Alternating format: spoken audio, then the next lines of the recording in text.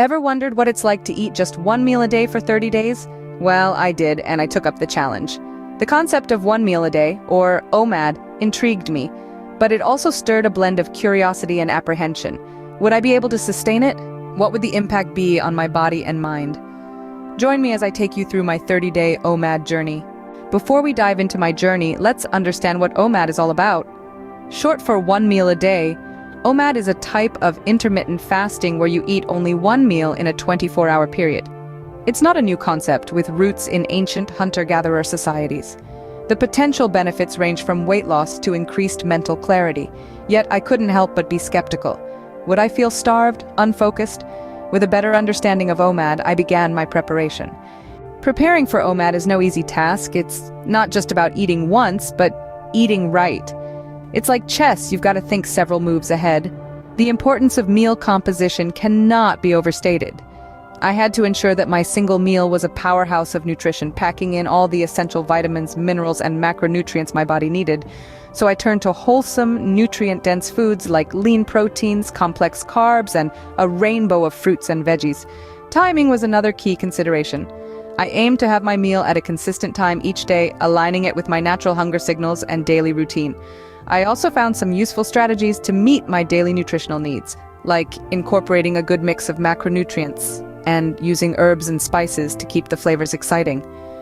With my plan in place, I was ready to start my OMAD journey. Scene script.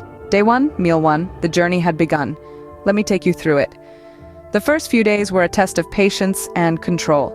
My body craved for the usual breakfast, lunch, and dinner pattern, but I held my ground, sticking to a single, well-balanced meal. The initial hunger pangs were intense, but they gradually subsided as the days rolled on. Around the 1-week mark, I noticed a change. My mind was sharper, my energy levels were steady, and my cravings were starting to fade. It was as if my body had hit a reset button and was now operating on a completely different frequency. By the end of the 2nd week, I was in full swing. My body had adapted to this new eating pattern. I was no longer constantly thinking about food. This freed up a lot of mental space and time, which I spent in more productive ways. But it wasn't all smooth sailing. There were days when I felt lethargic, irritable, and even a little lightheaded. These were the days when I learned the importance of meal planning. It was crucial to pack in the right nutrients in the single meal to sustain my energy levels throughout the day. I experimented with different foods, focusing on proteins, healthy fats, and loads of veggies. Around day 20, I hit a wall. It was a challenge to stick to the plan. I was tempted to give up, but I pushed through. I reminded myself why I started this journey in the first place. I wanted to test my willpower, explore a new approach to eating, and most importantly, understand my body better. By the time I reached day 30, I felt like a different person. My body felt lighter, my mind clearer, and my energy levels were through the roof. I had not only survived on one meal a day for a month, but I had thrived.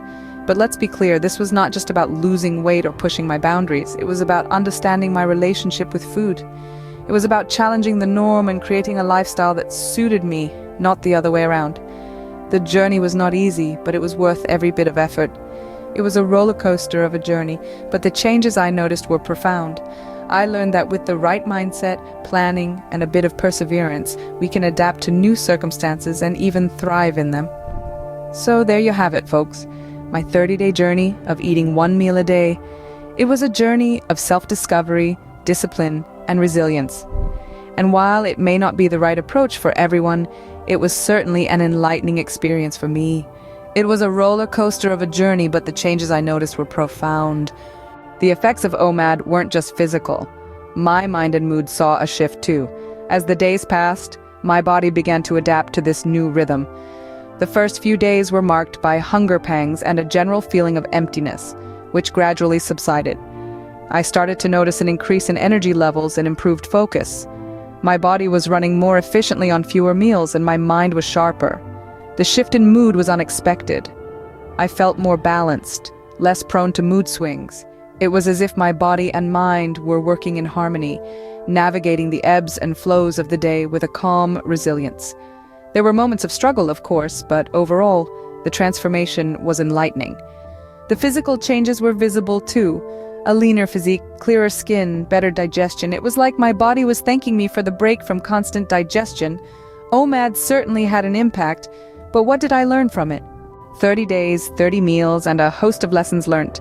This journey wasn't just about changing eating habits, it was about discovering resilience, patience, and the power of the human body.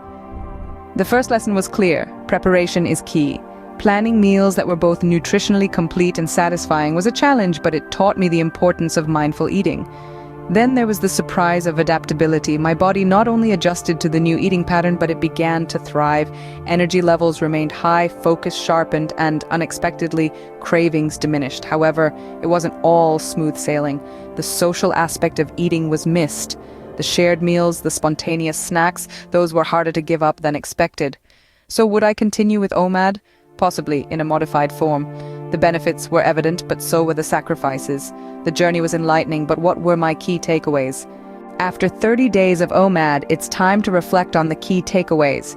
This experiment stirred both physical and mental changes, some expected, others surprising. It was challenging, but it also offered insights into how our bodies respond to different eating patterns. It's clear that OMAD isn't for everyone, but it's an interesting exploration into the realms of diet and self-discipline. Ultimately, it's about finding what works for you. This has been my 30-day OMAD journey. Now I'd love to hear from you. Thank you for joining me on this journey. If you've enjoyed this video, please give it a like, subscribe to the channel, and share your own experiences. I'm truly grateful for your time and participation.